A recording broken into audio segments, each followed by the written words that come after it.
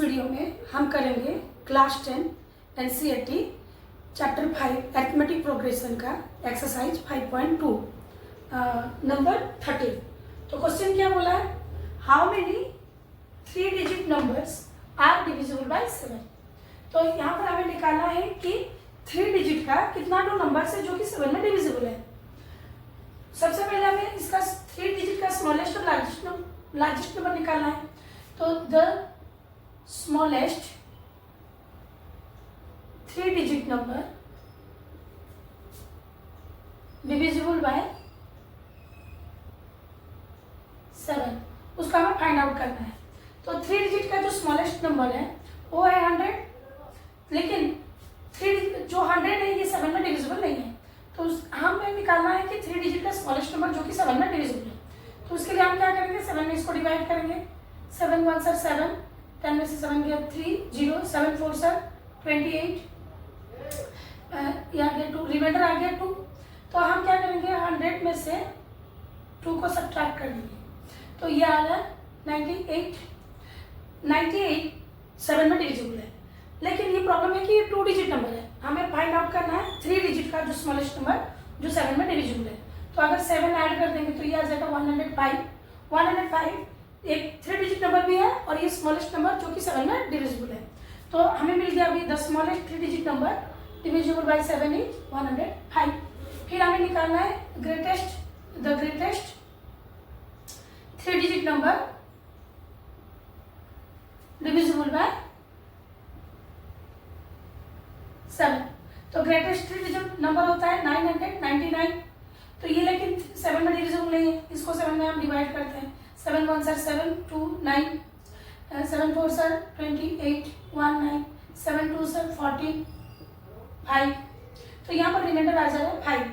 तो उसका मतलब 999 से अगर 5 हम सब्ट्रैक्ट कर लेंगे तो ये आ जाएगा 994। 994 7 में डिविजिबल है और ये 3 डिजिट का ग्रेटेस्ट नंबर है जो कि 7 में डिविजिबल है। तो हमें मिल गया 3 डिजिट का ग्रेटेस्ट नंबर जो कि 7 में डिविजिबल है और वो है 994। तो अभी हमें एपी ढूंढना है। इसके बीच में जो एपी आएगा, जो 3 डिजिट नंबर्स जो कि 7 में डिविजिबल है, तो एपी हमारा बन जाएगा स्मॉलेस्ट नंबर तो आ गया 105। फिर नेक्स्ट 7 ऐड करेंगे तो नेक्स्ट 7 का मल्टीपल आ जाएगा हमें, तो ये आ गया 112। फिर 7 ऐड करेंगे तो 119, ये आ गया नेक्स्ट एपी का नेक्स्ट टर्म। ऐसे करके जो लास्ट नंबर 3 डिजिट का जो 7 में डिविजिबल है वो हो गया 994। तो यहाँ पर हमें फाइंड आउट करना है ए मीन्स फर्स्ट टर्म, इसका फर्स्ट टर्म हो गया 105। और यहाँ पर कॉमन डिफरेंस ओबियसली 7 ही आएगा क्योंकि हम 7 ऐड कर करके एपी को निकाले हैं। तो यहाँ पर कॉमन डिफरेंस 7 आ गया और A2 माइनस A1 भी करेंगे तो 112 माइनस 105 करेंगे भी तो 7 आएगा। तो यहाँ पर AN मीन्स nth टर्म हमें दे दिया है 994। तो हमें पता है AN का formula A plus n minus 1 into D. तो यहाँ पर जो AN हमें दिया है ये 994। तो AN का फॉर्मूला है A plus n minus 1 into D 994। तो यहाँ पर हमें A दे दिया है, A का वैल्यू है 105 प्लस n का वैल्यू हमें नहीं पता है, हमें नंबर ऑफ डिजिट्स निकालना है। मीन्स कितना तो नंबर ऑफ टर्म्स है इधर वो हमें निकालना है, n का वैल्यू फाइंड आउट करना है। तो D दे दिया 7 और ये आ गया 994। तो सबसे पहले हम 105 का साइड चेंज कर लेंगे, n माइनस 1 इंटू 7। तो ये 994 माइनस 105 हो जाएगा। तो अभी 7 मल्टीप्लाई हुआ है, साइड चेंज करने से डिवाइड हो जाएगा, लेकिन पहले इसको हम निकाल देते हैं। तो ये 14 से 5 गया 9, यहाँ पर 8, 9 में से 1 सब्ट्रैक्ट हुआ 8 और 7 मल्टीप्लाई हुआ था, साइड चेंज हुआ, डिवाइड हो गया। अभी इसको 7 में सिंप्लीफाई कर लेंगे। 7 1 से 7, 1 8, 7 2 से 14, 4 9, 7 7 से 49। तो अभी n का वैल्यू आ जाएगा तो 127, 1 सर माइनस में था, साइड चेंज हुआ, प्लस में आ गया, ये आ गया 128। तो हमारा 128 तो टर्म्स है जो कि 7 में डिविजिबल है। तो हमें कंक्लूडिंग आंसर यहाँ पर लिखना है। तो 3 there are 128 terms which are 3 digits, which are divisible by 7। तो 128 तो 3 डिजिट नंबर्स हैं जो कि 7 में डिविजिबल है। नेक्स्ट है question number 14। How many multiples of 4 lie between 10 and 250। ये क्वेश्चन नंबर 13 की तरह है। तो इसको पहले हमें जो 4 का मल्टीपल्स है 10 और 25 250 के बीच में, उसको हमें फाइंड आउट करना है। मीन्स एपी को हमें फाइंड आउट करना है। तो multiples of 4 lie between 10 and 250 are. Means इसको जो फाइंड आउट करेंगे ये एपी आप फाइंड आउट करेंगे। तो यहाँ पर 10 तो 4 में डिविजिबल नहीं है, तो 10 नेक्स्ट जो नंबर है 4 में डिविजिबल वो आएगा 10 के बाद जो आएगा 12, फिर नेक्स्ट जो डिविजिबल है वो आ जाएगा 16, फिर आएगा 20, फिर आएगा 24।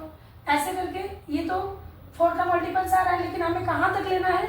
बिलो, बिटवीन बोला है 10 एंड 250, तो 250 से बिलो वाला करना है। तो हमें लास्ट नंबर फाइंड आउट करने के लिए क्या करेंगे? 4 में डिवाइड करेंगे।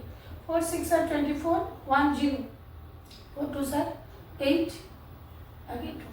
तो 2 हमारा रिमाइंडर रह जा रहा है, मीन्स 250 माइनस 2 कर देंगे तो ये आ गया 248। मतलब लास्ट 250 से पहले जो नंबर 4 में डिविजिबल है ये है 248। तो यहाँ पर हमें मिल गया एपी, जो कि उसका पहला टर्म आ गया 12, यहाँ पर पहला टर्म आ गया 12 और कॉमन डिफरेंस डी ओबियसली 4 ही आएगा, क्योंकि यहाँ पर 4 का सब मल्टीपल्स है। और वैसे भी हम a2 माइनस a1 भी करेंगे तो 16 माइनस 12 होने से 4 ही आएगा। और इसका जो लास्ट टर्म है ये एपी का 248 आ जाएगा। तो एन का फॉर्मूला हमें पता है a plus N minus 1 into D. तो हमें यहाँ पर नंबर ऑफ टर्म्स निकालना है। हाउ मेनी मल्टीपल्स ऑफ 4 बोला है, मीन्स नंबर ऑफ टर्म्स हमें निकालना है। एन का वैल्यू हमें फाइंड आउट करना है। तो एन इधर दे दिया है 248, एन का फॉर्मूला पुट करेंगे a plus N minus 1 into D is equal to 248। तो a का वैल्यू हमें पता है इधर 12 प्लस एन माइनस 1, डी का वैल्यू 4 है 248। तो सबसे पहले हम 12 का साइड चेंज कर देंगे, एन माइनस 1 इंटू 4 प्लस में था सब्ट्रैक्ट हो जाएगा, 248 माइनस 12 हो गया। अभी 4 मल्टीप्लाई हुआ है, साइड चेंज डिवाइड होगा, लेकिन पहले इसको सॉल्व कर लेते हैं। ये आ गया 6, 236 आ गया और 4 इधर डिवाइड हो गया। तो इसको सिंप्लीफाई करेंगे, 4 5 से 20, 3 6, 4 9 से 36। अच्छा 1 माइनस में था, साइड चेंज हुआ, प्लस में आ गया। तो n का वैल्यू इधर 60 आ गया। तो there are 60 multiples of 4। There are 60 multiples of 4 lie between 10 and 250। तो हमें मिल गया कि मल्टीपल्स ऑफ 4 जो कि 10 और 250 के बीच में है वो है 62। Next question, question number 15। For what value of n are the nth term of 2 APs are equal. मतलब ये 2 एपी हमें यहाँ पर गिवन है, कौन सा नंबर ऑफ टर्म दोनों का इक्वल आएगा। तो सबसे पहले हम फर्स्ट एपी को लिख देते हैं। पहला एपी क्या दिया है 63, 65, 67, ये पहला एपी दिया है।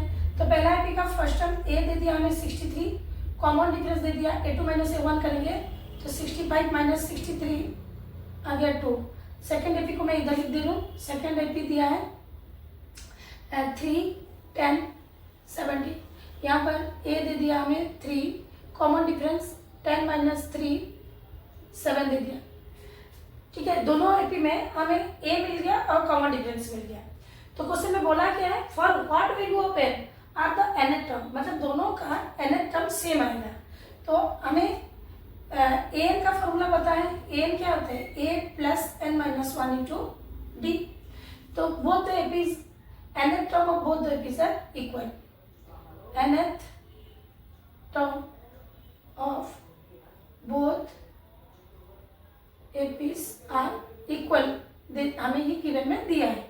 तो इसका अगर एन का फॉर्मूला फर्स्ट एपी के लिए हम पुट करेंगे तो a plus N minus one into D.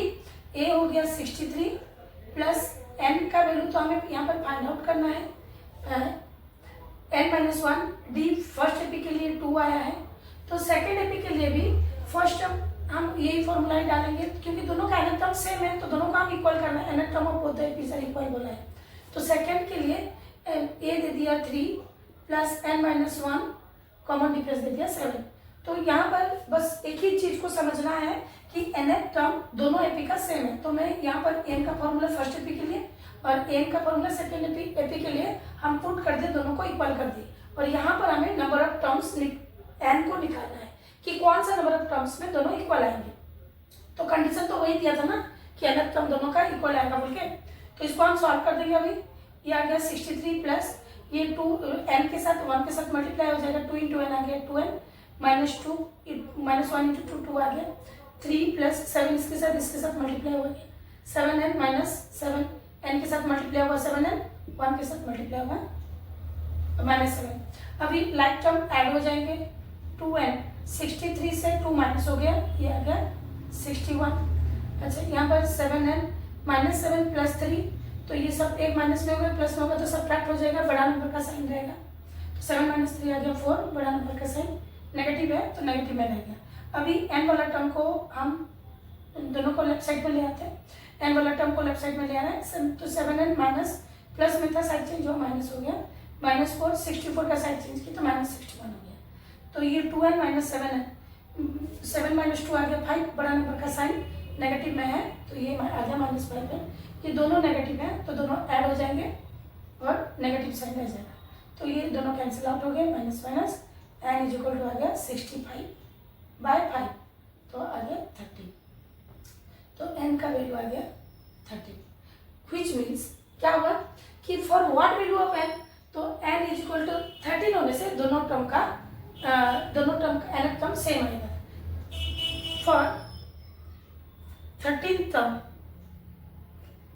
term of both the APs are equal, मतलब दोनों का 13th term इक्वल आएगी।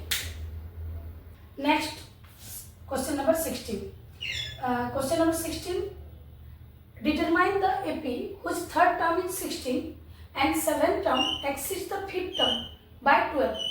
यहाँ पर दो चीज हमें दिया है, पहले दे दिया थर्ड टर्म मीन्स A3 दे दिया हमें 16 और सेकंड बोला है कि seventh term exceeds the fifth term means seventh term means A7 exceeds means ज़्यादा है फिफ्थ टर्म से, कितना ज़्यादा है 12 ज़्यादा है, means A7 minus A5 is equal to 12 दे दिया।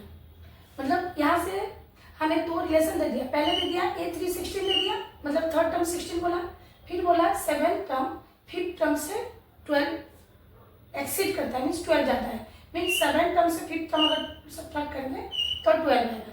तो ए एन का फॉर्मूला होता है a plus N minus 1 into D, तो उसी हिसाब से A7 क्या आ जाएगा a प्लस एन माइनस 1, तो 7 माइनस 1 आ गया 6d, और ये A5 निकालेंगे तो a प्लस 5 माइनस 1 आ गया 4d इज इक्वल टू 12। यहाँ पर दोनों का माइनस है तो इसलिए मैं ब्रैकेट में रख दूँ क्योंकि माइनस साइन होने से ब्रैकेट के अंदर का साइन चेंज हो जाएगा। तो ये रहा a प्लस 6d माइनस ये आ जाएगा a माइनस 4d, क्योंकि ये माइनस साइन की वजह से अंदर का साइन चेंज हो गया, आ गया 12, तो प्लस से माइनस से कैंसिल आउट हो गया, 6d माइनस 4d आ गया 2d is equal to 12 means d is equal to आ गया 2 डिवाइड हो जाएगा साइन चेंज होने से, तो आ गया 6, तो d का वैल्यू आ गया 6। अच्छा यहाँ पर हमें d का वैल्यू मिल गया, और नेक्स्ट हमें गिवन है कि A3 हमें 16 दे दिया है, तो A3 को हम कैसे लिख सकते हैं a प्लस 2d, क्योंकि 3 माइनस 1 हो जाएगा, a plus 2d is equal to 16।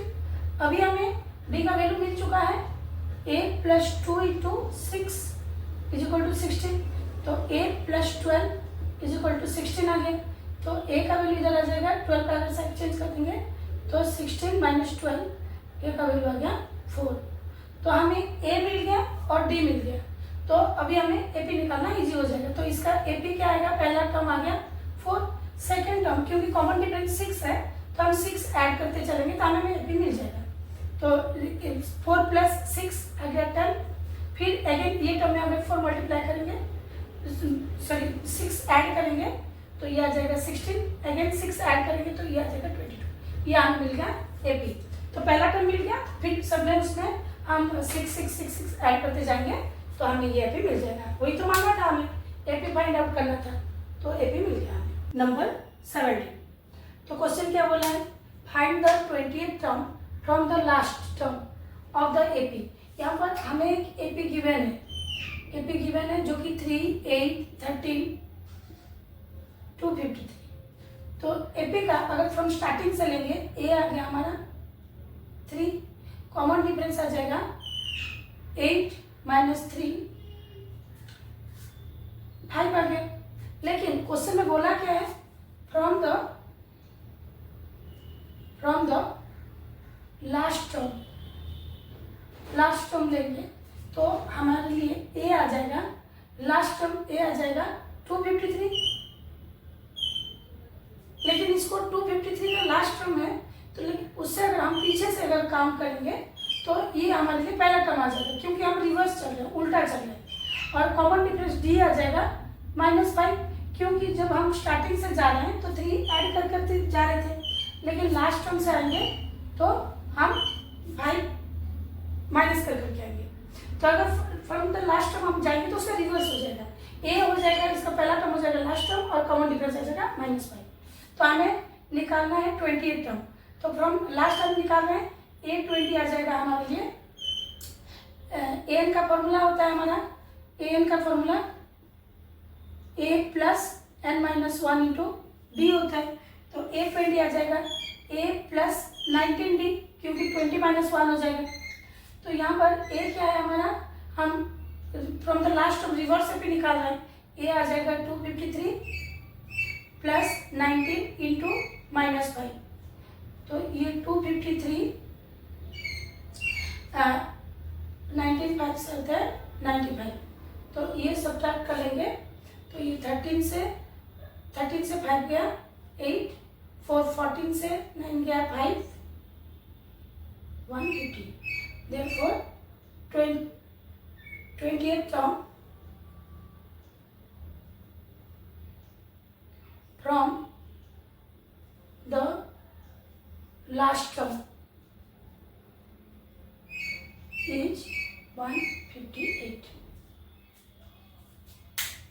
Next, question number 18. The sum of the 4th and the 8th term of an AP is 24 and the sum of 6th and the 10th term is 44. Find the first 3 terms of the AP. तो यहाँ पर हमें given में दे दिया है, सम दिया है, 4th और 8th टर्म का सम दिया है, 6th और 10th टर्म का सम दिया है और हमें फाइंड आउट करना है फर्स्ट 3 टर्म।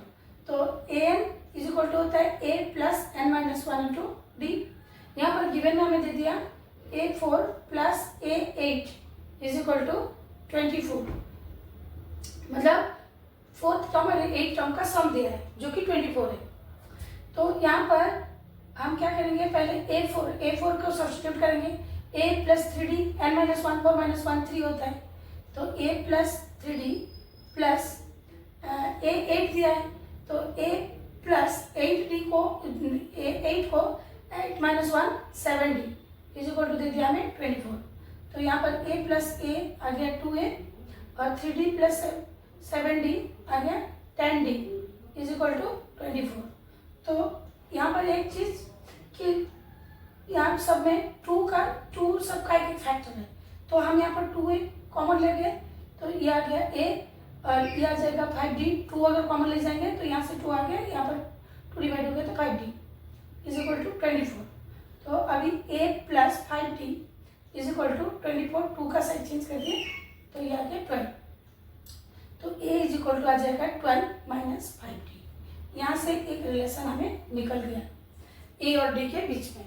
नेक्स्ट हमें गिवन क्या दिया है, सम of 6th term means a6 और 10th टर्म a10 दे दिया 44। तो यहाँ पर A6 को हम लिखेंगे A प्लस 5D, A10 को लिखेंगे A plus 9D is equal to 44। तो यहाँ पर A प्लस A, इसको लाइक टर्म ऐड हो जाएगा, A प्लस A आ गया 2A, 5D plus 9D, 5 plus 9 आ गया 14D इज इक्वल टू 44। तो यहाँ पर फिर 2 कॉमन जाएगा, 2 कॉमन जाने से ये आ गया A plus 7D is equal to 44। तो यहाँ पर A प्लस 7D 44/2 आ गया। तो 2 डिवाइड हो जाएगा, 2 2 2 ये आ गया A plus 7D is equal to 22। तो यहाँ पर 2 वेरिएबल है, पहले हम एक रिलेशन ऑलरेडी निकाल चुके हैं, A का वैल्यू को यहाँ पर हम सब्स्टिट्यूट कर देंगे। A आ गया 12 minus 5D, 12 minus 5D plus 7D is equal to 22। तो यहाँ पर 12 7D से 5D सब्ट्रैक्ट हो गया, ये आ जाएगा, और 12 का हम साइड चेंज कर देंगे, तो 7 माइनस 5 आ गया, 2D is equal to 22 minus 12। तो implies D is equal to आ जाएगा 22 से 12 सब्ट्रैक्ट हो गया तो 10 आ गया, 10/2 ये आ गया, D आ गया 5, इम्प्लाइज D का वैल्यू आ गया 5। अभी हमें A का वैल्यू को फाइंड आउट करना है। A का वैल्यू के लिए मैं ये छोटा सा स्पेस ले जा रही हूँ। A आ जाएगा 12 माइनस 5D, 12 माइनस 5D, तो 12 माइनस 5 इंटू D का वैल्यू दिया 5, तो 12 ये आ गया 25, ये आ गया माइनस 30। तो AP का फर्स्ट 3 टर्म हमें फाइंड आउट करना है। तो पहला टर्म तो A आ गया, सेकेंड टर्म इसका A2 निकालेंगे A प्लस D करके, तो यहाँ पर A आया है माइनस 30 प्लस D का वैल्यू 5 आया है, तो ये आ जाएगा माइनस 8। फिर A3 हमें थर्ड टर्म निकालना है, A प्लस 2D, तो यहाँ पर A माइनस 13 है प्लस 2 इंटू A करेंगे, तो 2 इंटू D करेंगे, D आया 5, तो ये आ गया 10, 5 2 7, तो ये आ गया माइनस 3। देयरफॉर जो 3 टर्म्स मांगा था ये आ गया माइनस 30 माइनस 8 माइनस 3, 3 टर्म इसका आ गया। Question number 19, Subha Rao started work in 1995 at an annual salary of 5,000 and received an increment of 200 each year. In which year did his income reach 7,000? तो यहाँ पर हमें गिवन क्या दिया, सुभा राव कब शुरू किए थे 1995 को, लेकिन सैलरी क्या था उनका ₹5,000। तो ये हमें एक AP दे रहा है जिसका AP का पहला टर्म, तो पहला सैलरी जो है उनका ये 5,000 हो गया हमारा पहला टर्म उसका। रिसीव्ड एन इंक्रीमेंट मीन्स उनका नेक्स्ट ईयर को ऐड होता जाएगा, 200 200 200 ऐड होता जाएगा। तो यहाँ पर D दे दिया हमें 200। In which year did his income reach 7,000? तो कौन सा ईयर में उनका इनकम AN आ गया 7,000, मतलब उनका इनकम 7,000 होगा। तो यहाँ पर हमें फाइंड आउट करना है कि N का वैल्यू फाइंड आउट करना है। तो N का फॉर्मूला क्या होता है, N होता है A plus N minus 1 into D। Means वो जो ईयर में शुरू किए थे वो पहला सैलरी उनका 5,000, तो फर्स्ट टर्म हो गया 5,000, फिर हर साल उनका इंक्रीमेंट हो रहा है 200 रुपीज़ का, तो ये कॉमन डिफरेंस हो गया 200। और AN जो दिया है मतलब कौन सा ईयर में उनका 7,000 रुपीज सैलरी होगा, मीन्स NF वाला टर्म दे दिया है, हमें फाइंड आउट करना है N मतलब कितना साल में वो 7,000 होगा। तो यहाँ पर हमें A तो दे दिया है जो कि 5,000 है, N हमें फाइंड आउट करना है, D दे दिया, D हमें दे दिया है 200, लेकिन यहाँ पर AN का वैल्यू तो हमें पता है, AN दे दिया हमें 7,000, तो यहाँ से हमें N का वैल्यू फाइंड आउट करना है। तो ये आ गया 5,000 का साइड चेंज कर देंगे तो सब्ट्रैक्ट हो जाएगा, ये N minus 1 into 200 is equal to 7,000 minus 5,000। n-1, ये 200 साइड चेंज होने से डिवाइड हो जाएगा और ये सब्ट्रैक्ट करने से 2000 आ गया, तो 2000 डिवाइड हो गया, 2020 कैंसिल आउट हो गया, ये आ गया 10, तो n आ गया 10, 1 साइड चेंज हुआ प्लस हो गया, तो n आ गया 11, तो 11th ईयर में, तो therefore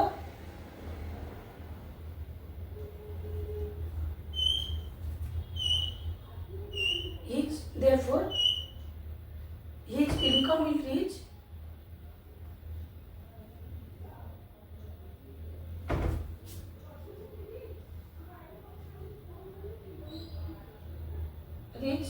rupees 7,000 in 11th year. Next question number 20, जो कि लास्ट क्वेश्चन है 5.2 का। क्वेश्चन क्या बोला है? Ramkali saved ₹5 in the first week of a year and then increased her weekly savings by 1.75. If in the nth week her weekly saving become 20.75, find n. यहाँ पर direct question दे दिया, n find करो बोलिए। तो पहला week में जो save किया था वो हमारा फर्स्ट टर्म है। यहाँ पर ए दे दिया हमें ₹5, तो 5 हो गया हमारा फर्स्ट टर्म। फिर वो इंक्रीज कर रहा है हर एक महीने, तो यहाँ पर डी हमें क्या दे दिया 1.75, हर महीने 1.75 का इंक्रीज हो रहा है, मीन्स कॉमन डिफरेंस 1.75 दे दिया। तो if in the nth week her weekly saving become ₹20.75, तो यहाँ पर हमें an दे दिया 20.75। यहाँ पर फाइंड आउट करना है n है a plus n-1 into D, तो an का वैल्यू हमें दे दिया है 20.75, तो हम a plus n-1 into D is equal to 20.75। ए हम इसका स्टार्टिंग जो सेविंग शुरू किया था ₹5 से, तो a आ गया 5। n हमें फाइंड आउट करना है n-1, कॉमन डिफरेंस दिया है 1.75 इज इक्वल टू 20.75। तो सबसे पहले 5 को लेकर हम सब्ट्रैक्ट करेंगे, n-1 into 1.75 is equal to 20.75 minus 5 is equal to, सबसे पहले ये